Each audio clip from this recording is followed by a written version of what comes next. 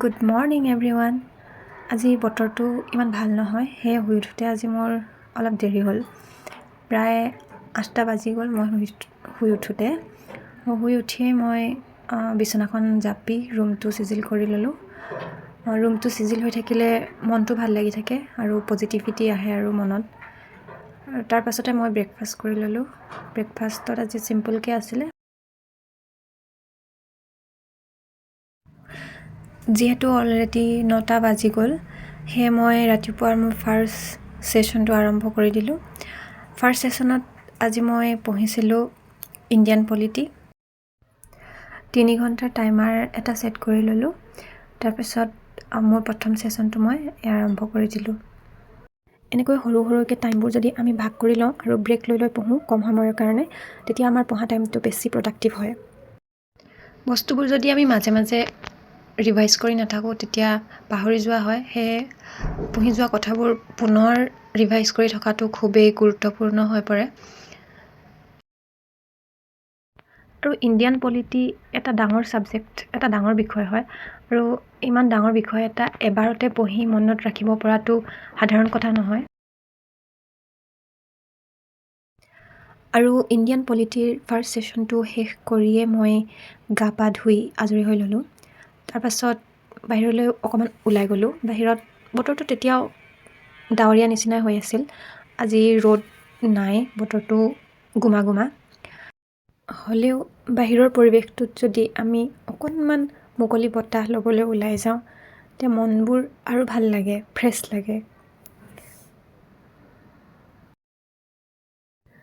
তাৰ পাছত মই মোৰ লাঞ্চ কৰি ল'লোঁ। লাঞ্চ কৰি অলপমান ৰেষ্ট লৈ মই 3টা বজাত মোৰ দ্বিতীয়টো ছেশ্যন আৰম্ভ কৰিলোঁ।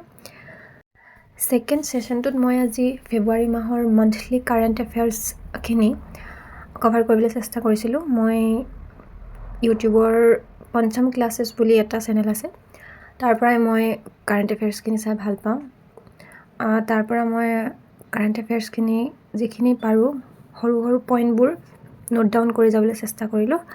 আৰু ইয়াত আচলতে ধুনীয়াকৈ কথাবোৰ মনত ৰাখিব পৰা কিছুমান ট্ৰিক দিয়ে, আৰু সেইবোৰৰ পৰা আমাৰ সুবিধা হয় কথাবোৰ মনত ৰাখিবলৈ। কিয়নো বহুতখিনি ইনফৰ্মেশ্যন যেতিয়া হৈ যায়, কথাবোৰ মনত ৰখা অলপ টাফ হৈ পৰে।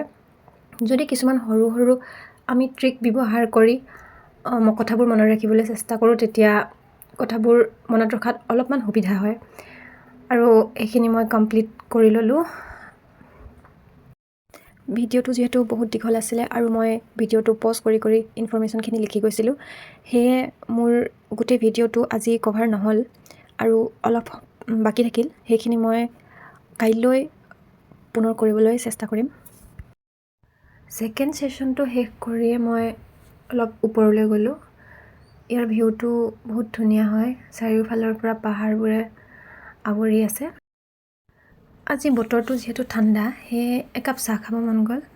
সেইকাৰণে মোৰ ফ্ৰেণ্ড এজনীক লগ ধৰিলোঁ চাহ খাব যাওঁ বুলি। তো আমি ধুনীয়াকৈ তাত চাহ খাই অলপ কথা পাতিলোঁ। তাৰ পাছত মই আহি পাই গ'লোঁ। তাৰ পাছত মোৰ 3 নম্বৰ ছেশ্যনটো আৰম্ভ কৰিব হৈ গ'ল।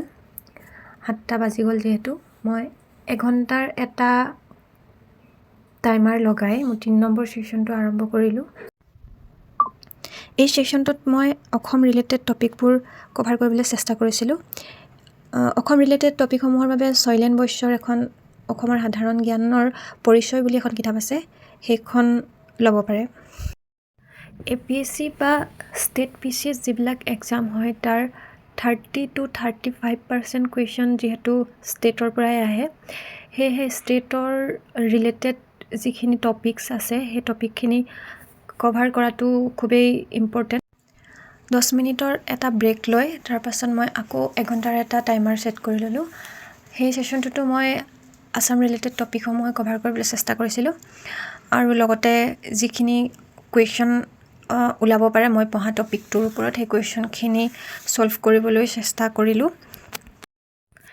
টপিক এটা পঢ়াৰ পাছত সেই টপিকটোৰ পৰা ওলাব পৰা সম্ভাৱ্য যিখিনি MCQ বেছ কুৱেশ্যন, সেইখিনি ছল্ভ কৰাটো বা সেইখিনি পঢ়াটো এটা ইম্পৰ্টেণ্ট হয় সেয়ে মই টপিক এটা পঢ়াৰ লগতে তাৰ লগত ৰিলেটেড যিখিনি MCQ বেছড কুৱেশ্যন থাকিব পাৰে সেইখিনি কভাৰ কৰিবলৈ চেষ্টা কৰোঁ।